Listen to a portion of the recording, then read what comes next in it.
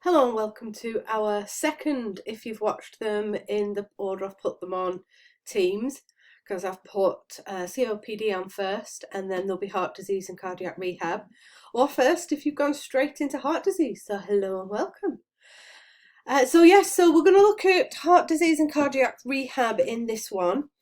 Obviously I'm not going to go through the heart and the cardiovascular system, anatomy and physiology, like I put on teams, and like I said at the beginning of the other presentation, if you watched that one first, I do expect you to have gone back to have had a look either in your anatomy notes or your textbooks and things to actually look back over your cardiac anatomy and your cardiovascular system basic anatomy to refamiliarize yourself with the heart anatomy.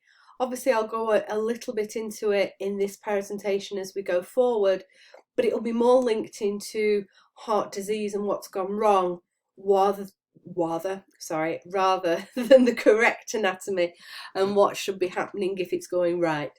So obviously please go back, have a look at your cardiac and cardiovascular system A&P notes, look at those textbooks, have them open. Obviously if you are doing heart disease or something to do with the cardiovascular system for your assignment, you know, you will have to go back into some of that basic anatomy a little bit just to be able to justify what's going wrong with your illness or injury or disease that you've picked for your assignment.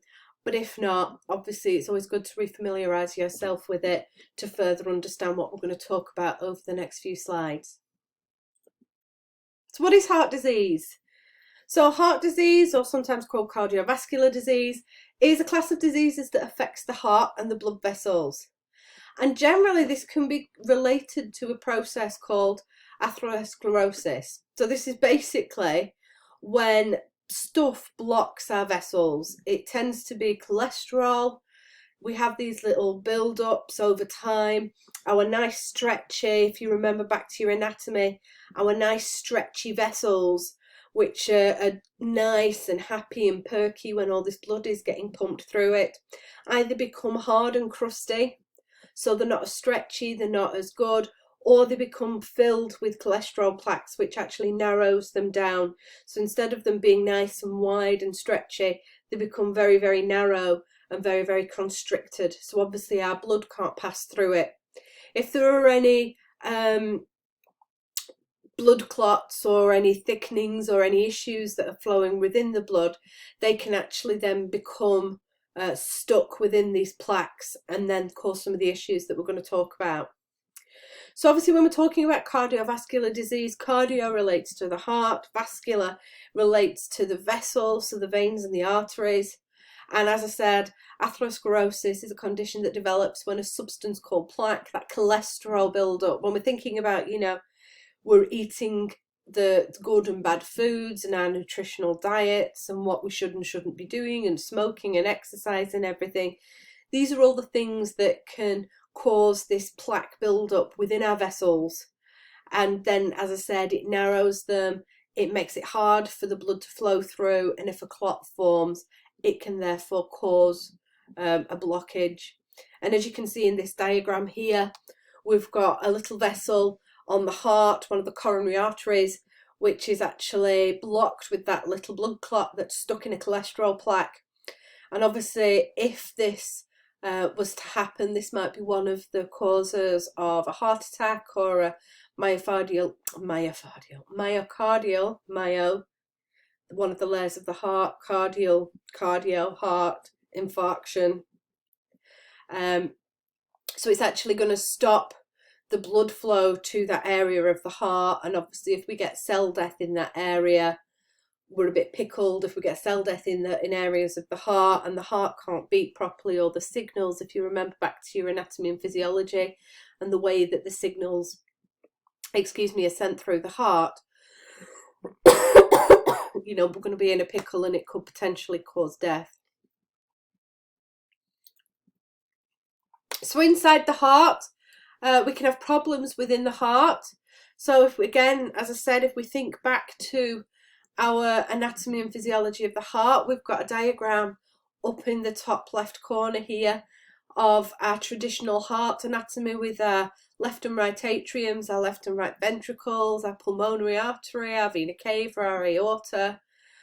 So, you know, think back to when we were thinking about anatomy.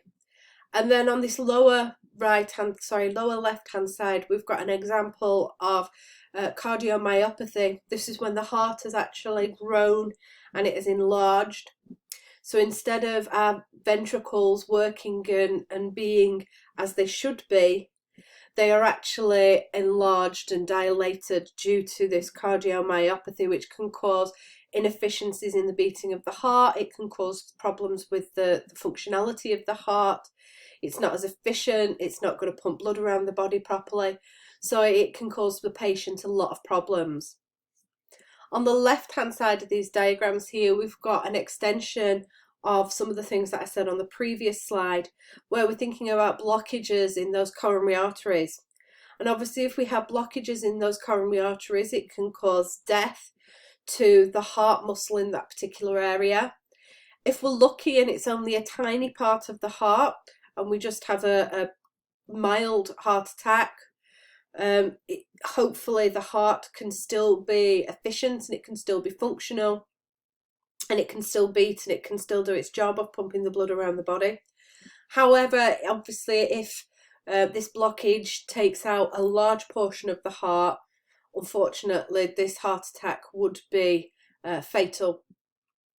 You know, you might have heard of patients having coronary artery bypass grafts or cabbages, and this is because their coronary artery is actually blocked.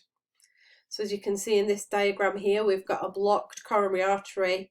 What they will actually do in a coronary artery bypass graft is take out a vessel from generally a leg, attach it above the blockage and below the blockage, and basically just form a new vessel, which takes away the need for the blood to flow through this blocked part. And obviously we've just formed a new area for the blood to actually be able to get to this area of the heart that could be damaged should this blockage block fully. So main common types of heart disease. When we're thinking about heart disease, we can think about the different parts of the heart that can be affected. So we could have the valves within the heart being affected. So if you think back to your anatomy and physiology, the research that you should have done, our valves, which are situated within the heart at the between the atriums and the ventricles, and between the ventricles and the aorta or the pulmonary artery, these are one-way flowing valves. So they will let the blood through, but they won't let the blood flow back. So every time the heart pumps, the blood will flow through, but as soon as it's filled up, they won't let the blood flow back.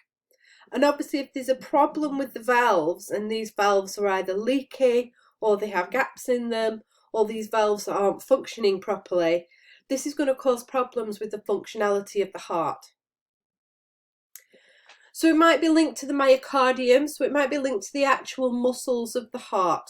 So it might be that our muscles aren't functioning correctly, that, as we've said, you know, when we talked on the last slide, that our muscles have been damaged either through heart attack or through excessive growth or shrinkage. It could be through our nerve conduction or the fibres. So instead of, again, if you think back to your anatomy and you think back to the way that those signals go through the heart, that they start at the sinoatrial nerve, they travel through the atrium into the I've forgotten the name of it, into the AV node, the atrioventricular node, knew it to come back to me, down the Purkinje fibres and up the sides of the ventricles to actually force that nice beating pattern that we think of when we think about the heart beating. We've got to also think about the fact if there's any conduction issues, there might be a mismatch, so we might get an atrium contracting at a different time to the ventricle. We might have the heart fibrillating, so you might have heard of atrial fibrillation. So instead of it pumping nicely and balanced, It's actually kind of pumping a bit, but it's more fibrillating, so it's more like a bag of worms rather than a proper pumping action that it should be. So again, this can cause problems with irregular heartbeats, again with the functionality of the heart, it not being as good as it should be. Or we could have problems with the blood supply. So again, it could be coronary artery disease. So it could be diseases of the blood vessels supplying those heart muscles like we discussed on the last slide. Excuse me for a second. When we're thinking about different types of coronary heart disease, the one that we tend to think about the most is atherosclerosis. So as I said, this is the one when that plaque, when that cholesterol builds up within the walls of the arteries. And this is the stuff that when we're thinking about our diet and we're thinking about our lifestyle choices, you know, poor eating, poor drinking, smoking, lack of exercise, these are all the things that can actually cause these coronary arteries to become blocked. You know, and some of the issues that these blockages can cause, we could have hypertension. So we're talking about high blood pressure. So because instead of them being nice and wide and stretchy, these vessels have become smaller and more constricted, the pressure at which the blood's actually pumping around the body is increased. And obviously this can have a lot of negative impacts for the patient. We could have angina or ischemic heart disease. So these coronary artery vessels are partially blocked. They're not fully blocked, but they're partially blocked. And so this is causing the patient to experience symptoms such as angina or ischemic heart disease, where bits of the heart are becoming starved of oxygen and nutrients for short periods of time. So it's not a full blockage. These areas of the heart aren't dying, but these areas of the heart are getting a bit stressed and sending out those signals that go, oh, I'm not happy. So because of that, it gives the patient those symptoms of pain and tingling and feelings that they might be having a heart attack, but it's actually just those kind of pre-warning signs of angina or ischemic heart disease. Obviously, they can have a full heart attack or a myocardial infarction, and this is when those coronary artery vessels are fully blocked. Or we could have heart failure, so this could be caused by damage to the valves, it could be enlargement of the heart, or it could be through arrhythmias, which are damage to the actual nerve fibres within the heart that, as we said, that are sending those messages through. Other types of preventable heart disease, I'm getting carried away with the words on the slides here, can also result from infections. So we could have rheumatic heart disease. So if patients have got rheumatic fever, so we don't tend to see rheumatic fevers and things as much these days because they tend to have been caused by the streptococcus bacteria. Now, obviously, because of our diagnosis, because of our abilities to actually, you know, treat patients, if patients are presenting with chest pain, we do full panels and we can pick these things up earlier.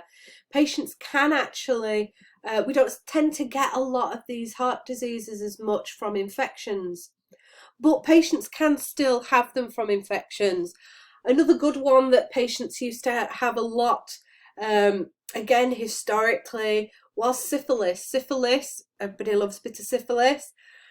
Syphilis used to cause syphilitic heart conditions again if the syphilis bacteria travelled from the reproductive organs into the bloodstream and up to the heart. Again, the bacteria could actually cause heart disease, which then could have major issues and cause problems long term for patients. And that tended to be the thing that patients had when we were thinking about, you know, deaths from syphilis. And we can also have things like endocarditis, pericarditis. You know, these are inflammations of the different layers of the heart. So if you go back to your anatomy and you think back to the different layers of your heart, you've got your pericardium, your endocardium and your myocardium. Again, all these different layers of the heart can become infected from different bacteria or viral infections. So again, you know, we can prevent these and we can definitely treat them, but it's about being aware of the different things that our patients could present with. Unfortunately, there are also some non-preventable heart diseases. You know, these are things that we can't prevent. You know, patients tend to be born with them, and they could be congenital.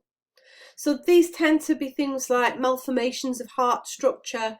So these could be from in vitro. So these are heart defects that patients or that parents are aware of when their babies are still in vitro or within the womb. So you might hear or have read about fetal operations being performed to fix congenital deformities before the baby's even born. It could be something like babies being born with a hole in the heart. I think I mentioned this previously when we were doing anatomy, when we were doing cardiac anatomy. You know, everybody has a hole between their left and right ventricle when they are in vitro, because obviously we don't need oxygenated and a deoxygenated blood supply, because we're not breathing, babies aren't, or fetuses aren't breathing, and their body systems aren't working in the same way. They're getting their oxygenated blood through the placenta from the mum. So because of that, up until the baby takes their first breath or at birth, they have this hole between their left and right ventricles. And what should happen is that there is actually a flap of myocardial muscle, which as soon as the baby takes the first breath, it kind of slams the body into, whoa, I've been born, whoa, what's going on, whole new world. And that little hole between the left and right ventricle closes up. However, in some babies, that little hole between the left and right ventricle doesn't close up fully or at all. And obviously then that can cause problems, because we've got our oxygenated blood on our left ventricle, we've got our deoxygenated blood in our right ventricle, and obviously if we've now got the mixing of that oxygenated and deoxygenated blood going on between the ventricles, even though our heart thinks it's working efficiently, the blood that's either going to the lungs to be used for gas exchange or to the rest of the body to oxygenate the body doesn't have the correct makeup of oxygen and carbon dioxide, which can then give cause to problems with babies and children. And I'm still talking with my hands a lot, even though I'm on a PowerPoint, so I do apologise.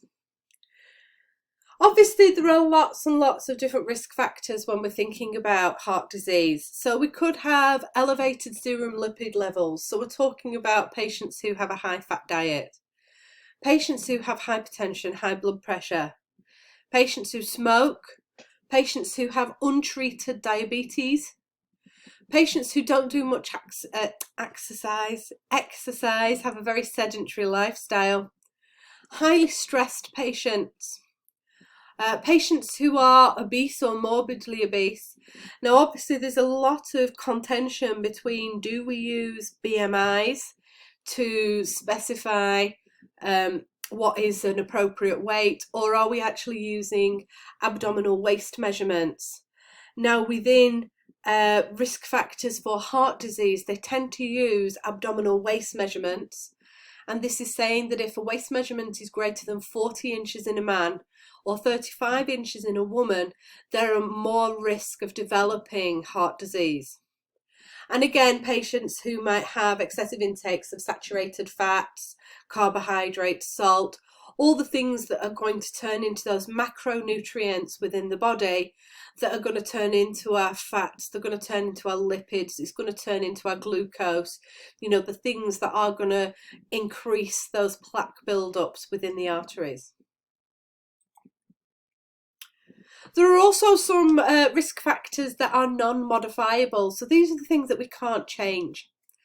Unfortunately, the older you get, the more likely you are to have coronary heart disease.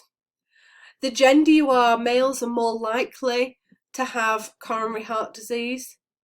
If you have a family history, it can be hereditary. So again, family history is something to be watching out for. And race, it is, there has been quite a lot of research done that says that some races are more likely to suffer cardio, different types of cardiac health issues, even if they have fit and healthy lives, and they have modified some of those, big risk factors that we discussed earlier. Excuse me again, my throat's going a bit dry. So some of the common signs and symptoms of heart disease, different types of heart disease. So you might have hypertension. So this is defined as a patient who has a sustained blood pressure above 140/90. So some of the signs and symptoms might be dizziness, or actually your patient might be completely asymptomatic unless they're having their blood pressure regularly monitored. You might have a patient who's completely asymptomatic, however they actually do show signs of hypertension when they have the blood pressure taken. Some of the complications that can come of that are coronary heart disease, angina, myocardial infarction, heart failure, arrhythmias. Patient might have sudden death, stroke, blindness, renal failure. So again, all the really perky ones. So it's really key that you support your patients in making sure that they have these things checked. We might have hypertrophic cardiomyopathy.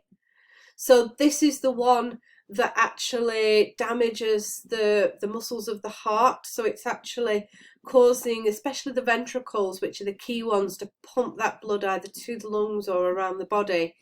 It means that because it becomes thickened and inflexible, the actual ability of the heart to pump is greatly reduced. So because of this, it can cause shortness of breath, fatigue, a dry cough at night. Patients might have palpitations, they might have nausea, they might have lower limb edema, so swelling in the feet and legs, chest pain.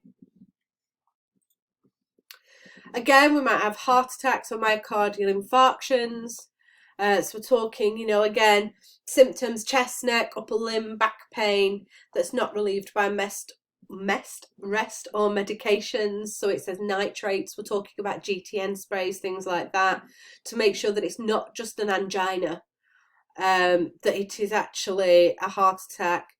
Anxiety, nervousness, paleness, an increased or irregular heart rate.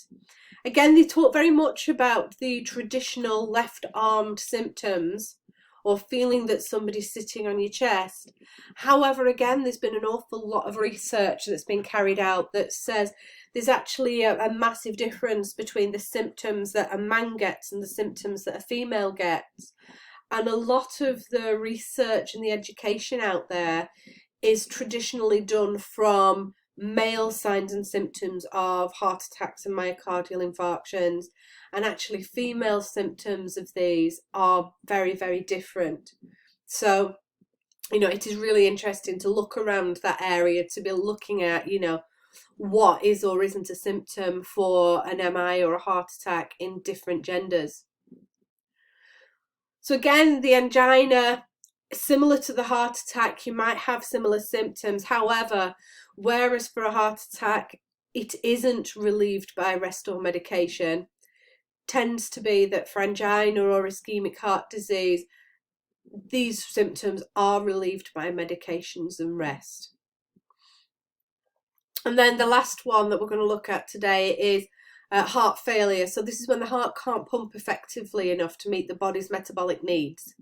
So it means that we can't get those oxygen to the cells of the body. We can't be pumping the nutrients around to the different cells of the body, and we can't remove those waste products, that carbon dioxide, that water, the toxins, the other things that have been created through the metabolic processes of the body.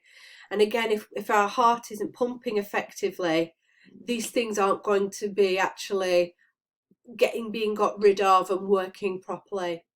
So patients might have signs and symptoms of things like fatigue, difficulty breathing, gravity dependent edema, everything gets pulled down to the legs, to the ankles, to the feet, but if they have them up, it will all drain away. Unexplained steady weight gain, nausea, chest tightness, slowed mental response, and patients might start to actually stop eating.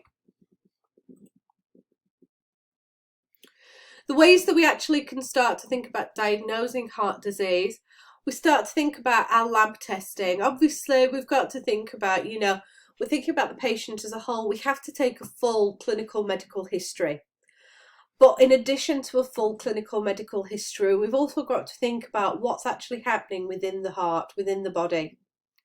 So some of the lab tests, some of the blood tests that patients might have, they might have a creatinine kinase test. This elevated levels indicate the death of the heart muscles. So this is an indication that muscle is being broken down within the body. It could have other explanations if other muscles are being broken down, but it tends to be linked specifically to death of heart muscle. So we might have an ischemia modified albumin, and this again linked specifically to the heart, and this indicates a lack of oxygen supply to the heart. So if albumin levels are raised within the body, this can mean that the oxygen supply isn't getting to the heart. So is there some blockages within those coronary arteries? What's going on? Again, we might have an increased myoglobin level. Again, myo, heart, globin, blood. So it indicates damage to the heart muscle. So whereas the creatinine kinase indicates death of the heart muscle, the myoglobin is just indicating damage to the heart muscle. Again, you might have heard of patients having troponin levels taken to see whether they had a heart attack. And again, troponin levels indicates damage to the heart.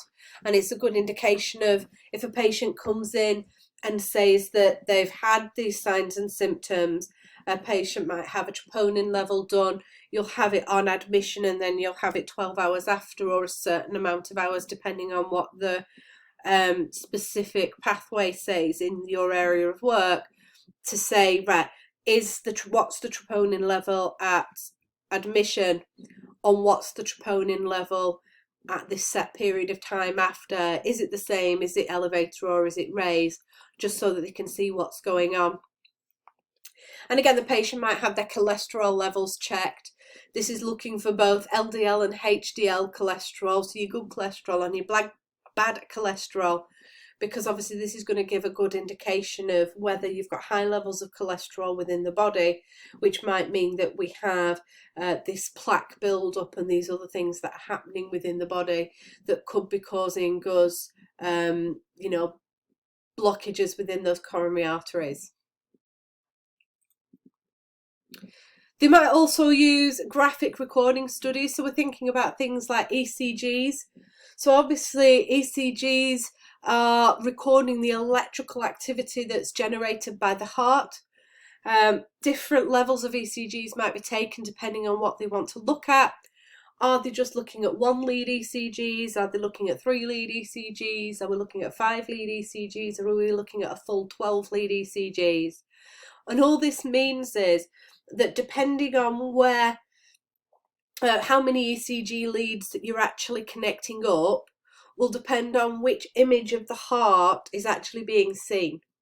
So people who have smartwatches, like I have a smartwatch, I actually have an ability to record a 1 lead ECG on my smartwatch, which would obviously give me a rough indication of whether I'm having a heart attack, if I can speak, or if I've got an abnormal heart rate, but it isn't going to tell me much more than that.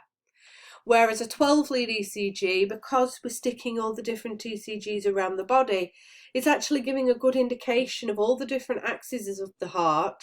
So it's going to be able to show you, oh, there's an issue in this particular area, or everything's okay, or your atriums are absolutely fine, but your ventricles, there's something dodgy going on, because it'll give you the different views of the electrical activity that's happening within the body.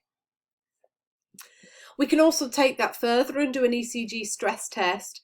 And again, just like the ECG, it's monitoring that electrical activity within the heart, But what's happening in these is the practitioner is actually putting the patient under stress. Tends to be that they might have to work on a treadmill or do something that's going to put stress upon the heart, that's going to build up a certain level to see whether the heart is actually okay at rest. But as soon as you start to increase the workload for the heart because of the requirements of the body of oxygen, of nutrients, of getting rid of waste products, the heart then starts to really struggle to actually respond to that need to respond to the homeostasis. Other things that we might do is might do chest x-rays. We might have an echocardiogram where they actually look at the heart. They look at thicknesses, motion. They can look at the valves, see whether they're functioning correctly. Patients might have a CT or an MRI scan again to detect changes in the structure of the heart. Patients might also then have interventional studies. So we might have things like cardioangiography, or we might have cardiocatheterization, which again is going to determine the location of a blockage, the pressure and oxygen levels of the heart. And sometimes a patient will have this in conjunction with the treatment. So once they've had the diagnosis, once they've had something, they might then have an angiogram or cardiac catheterization where they actually have that treatment at the same time. So when we're thinking about this, I'm just going to have another quick sip. We also have to think about our management of different types of heart disease. So there are several different ways that we can actually manage heart disease. We could have our pharmacological management. Obviously, for those of you who did meds management with me last module or the module before, I've lost track of where I am in the year. I think it was the module before last, wasn't it? You know, we're talking about our medications, our pharmacological management. So things that we can do, we can have antihypertensives to reduce blood pressure, antiarrhythmias to control the heart rate, anti-anginal pain to reduce pain, anti-lipids to reduce cholesterol, antiplatelets or anticoagulants to treat blood clots or prevent blood clots. Or we can have diuretics again that reduce fluid accumulation and could also link to reducing blood pressure. So again, there's lots and lots of different pharmacological interventions that can be used. And obviously this isn't an exhaustive list. There are many, many more different types of medications out there that can be used for the management of heart disease. But we can also have non-pharmacological treatments. So again, it might be simple things like lifestyle changes, so smoking cessation, stress management, getting patients the correct information that they need, back to education. You know, you all did, as I said in the previous one, if you've already watched COPD, or if not, spoiler alert, I talk a lot about health education in COPD. But again, it's all about giving the patients that education, that information to make informed choices. If patients don't have the information, they can't make those informed choices. So it is really key that we do think about our health education when we're thinking about management of heart disease. And again, this links to changes in diet and also links to increases in exercise. You know, as I said in the last video, the joys of Joe Wicks in lockdown. We could also have invasive interventions. If our pharmacological or non-pharmacological treatments haven't worked, a patient might need to have invasive interventions or surgery. So they might have to have a coronary artery with autologous graft. So as I mentioned earlier, you might just need to have a part of that particular coronary artery changed or grafted. We might need to have a full bypass graft, so that bypasses the obstruction completely. So again, these are the ones that we tend to hear to being referred to as cabbages, coronary artery bypass grafts. We might have an embolectomy where they actually tend to do it through the vessels of the legs, go up and remove the blockage or the blood clot. Or it might be that a patient needs a valve repair, there's some damage or there's some issue with the valve within the heart itself, and they either need to have the valve replaced or they just need to have the valve repaired. Once a patient has been diagnosed and obviously the appropriate management plan has been put into place, the patient will then undergo cardiac rehabilitation. And this is a multidisciplinary approach with many different healthcare professionals coming together to provide the holistic management of patients. So as we said, it's not just about the medical treatment. We're looking at the holistic treatment of the patient. So it's back to that holistic patient care. We're going away from the medical model of health and we're going into the biopsychosocial models of health. I mean, there are lots and lots of different models of health, and if you are really interested in it, it is an amazing area to look into. You know, you could spend whole modules just looking at what is health and what are the models of health. But these days, health tends to move more away from the medical models of, oh, that patient's poorly, look, I can fix him with this medication or this surgery, to looking at the patient as a whole. We're looking at their whole process and we're looking at all the issues and all the treatments and everything that we can do to give that patient an achievable outcome and a better quality of life afterwards. So what tends to happen when we're thinking about cardiac rehabilitation is their first phase, there tends to be their acute care, usually in coronary care. I mean, patients can come in at different places, but we tend to think about cardiac rehabilitation for our patients who have suffered some kind of cardiac event or serious cardiac event. So once they've come out of coronary care, once they've had whatever their initial acute care is, that tends to be the medication or the surgical interventions or something that is going to treat that kind of emergency issue that's come up. A patient then might move into phase 2, which might be ward-based rehab, preparation for discharge, maybe working alongside a nutritionalist or physios or OTs. You know, remember, we're back to that MDT. You know, it might be lots of different practitioners who are all having some kind of impact into this patient's care. It then will move into our phase 3, so we're looking at outpatient rehab. So patients will usually attend a structured outpatient group group program even. There might be home-based programs, obviously at the minute with COVID and everything, there might be online programs where patients are being worked with, you know, like us in Teams or in other online profiles, but they're getting that support, they're getting that education, they're getting that guidance. And then these might be moved more into the community. We're looking at those voluntary support groups or exercise for health type schemes. You know, depending on where you work will depend on what kind of schemes different councils have set up. I know where I live in Burnley, they have a really good program of many different exercises, from intense HIIT programs to, you know, kind of sit down chair yoga. So there'll be lots and lots of different opportunities for patients to get that support, that education and that guidance within their cardiac rehabilitation program.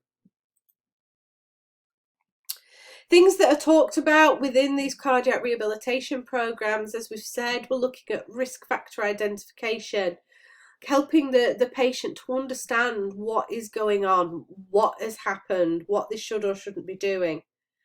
We've got information about the medical condition. So again, we've got our patients understanding what it is that's actually wrong with them.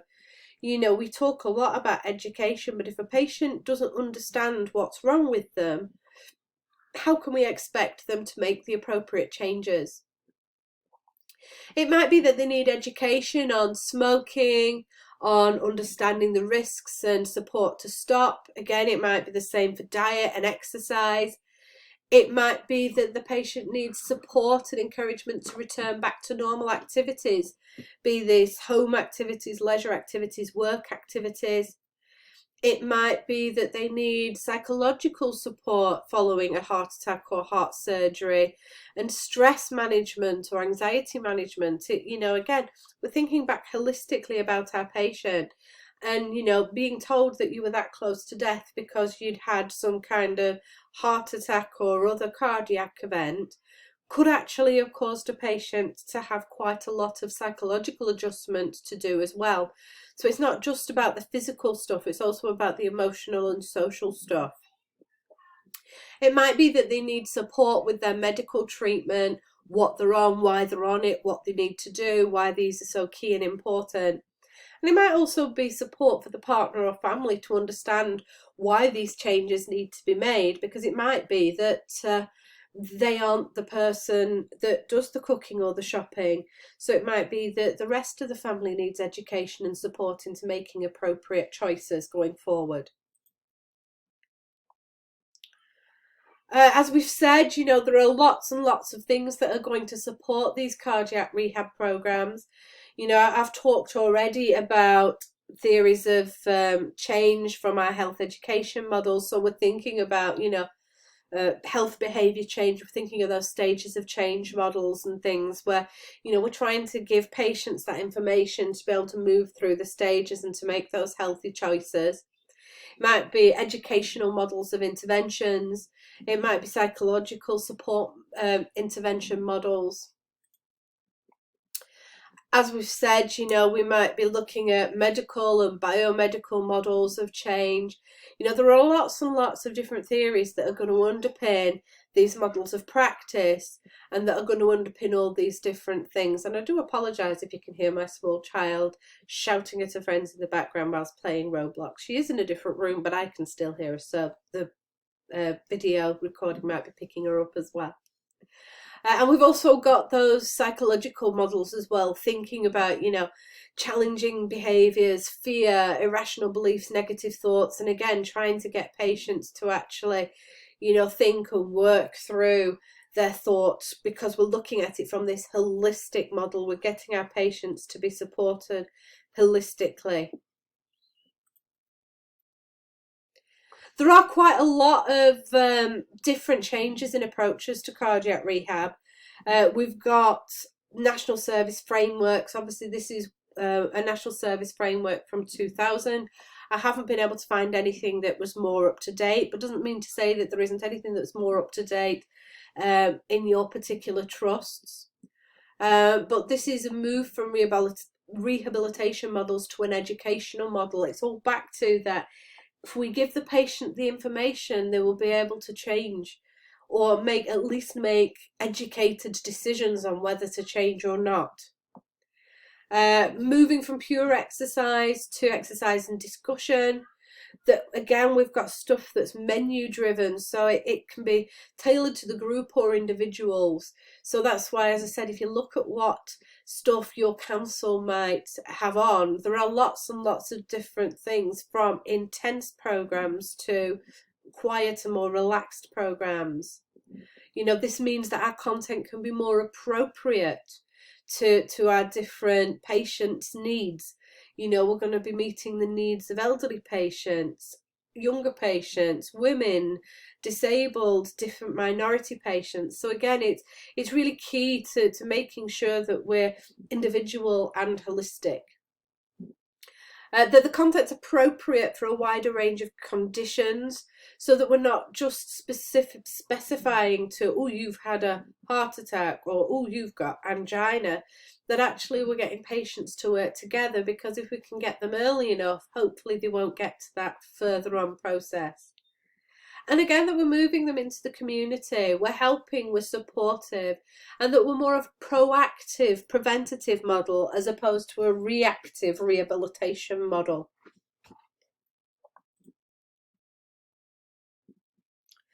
So when we're thinking about things, we're thinking about, changes in the approaches to cardiac rehab. So as we've said, there's some really, really interesting things when we're thinking about stuff that's out there. But we've gone from the psychosocial rehab into more of the functional rehab, this whole package.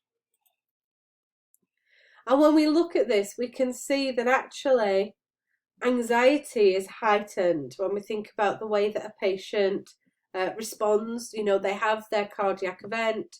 Obviously, they get very stressed. They're still stressed. Oh, I've got a little bit more reassured now because I'm not hopefully going to die. Oh, no, no, no, no, no, I'm going home. I'm stressed again. And then it keeps peaking and troughing because they've got these different levels of anxiety and these different key events that are happening in the patient's journey. And obviously depressions can start to occur as they start to get more anxious. If they're not being supported, by the time they've got home, their levels of depression and feeling of kind of inability to function, I can't cope with this, I can't do this, I can't do that, can also start to kick in a lot longer after they've got home. Things that can trigger our patients, you know, this isn't necessarily just for cardiac events, but a lot of research has been done into cardiac events. But obviously these kinds of identifying triggers can occur with any patient's illnesses or injuries or diseases or diagnoses. But things that can cause problems are anniversary events, you know, patients reminiscing, oh, this time last year I nearly died, or this happened when last time I did that. Other stressful events that again might trigger similar feelings that they might have had. You know, if a similar time, a similar place, similar activities that they were doing. These are all things that can cause those triggers, cause those stresses for our patients. Obviously, thinking about our psychological distress, again, these aren't necessarily just linked to our cardiac rehabilitation patients. These psychological distress patterns can also link to any patient who has any of the physiological disorders that we might be thinking about or looking at within our assignments or within our roles. But we've got things like denial, emotional liability, so particularly if they're getting upset, you know, they can't quite cope with situations. Patients might have short-term memory loss, they've got a very fuzzy head, they can't concentrate, they're a bit irritable, they might have fears of mortality, fears of morbidity. Oh my gosh, everybody's going to die, I'm going to die. And you know, patients can start to really get anxious about those kinds of things. Sleep pattern change. Patients can, again, they might feel quite upset about if they've had surgical interventions. Have they had to have chest surgery? Has it caused disfigurement? Is that causing problems for them? Do they have changes in their personality, or this person was a really perky person and suddenly they're quite withdrawn, they're quite down? A patient might feel that they've had a role loss. They might not be able to work. They might not be able to take part in their leisure activities. It might have changed their lifestyle, which again can have a massive impact upon their psychological feelings. They might have had role loss within a family. They might have had to step back a little bit. They might feel guilty about letting people down. They might have started to get angry. They might actually be grieving for the loss of their former self. They might be sat there thinking, I can't do this. I was this person and I'm not anymore. And that therefore might cause things like a loss of ego or a lowered self-worth and potentially social phobias. So as I said, these are the things that have been researched in regard to cardiac issues. However, a lot of these signs of psychological distress can also link really, really well into pretty much most physiological disorders that are going to be looked at. And obviously these are the things that we're thinking about. And again, I'm talking about this from changes in approach to cardiac rehab. However, actually a lot of these things on this last slide are really the changing role of the NHS. You know, we've moved, as I've said a few times, very much from a medical model, from the looking at you are broken, we can fix you, bye bye, to actually a multidisciplinary team approach, looking at the patient holistically, and they have the skills and the knowledge needed to actually prescribe an activity or to analyse an activity and to support a patient through it. And obviously this slide is looking at it from a purely cardiovascular perspective, but actually if you took cardiovascular out and put any other physiological disorder in there, actually this is what is happening across the health service. You know, the multidisciplinary teams are looking at, right, a patient has been diagnosed with X. How do we support them? What are the physical demands created by an activity that the patient wants to do? What is the physical capability of the patient? You know, are these things that can actually be supported, encouraged? You know, can we build up a patient's stamina or strength? If there is an environment in which the activity takes place, is this something that we can adapt the environment to?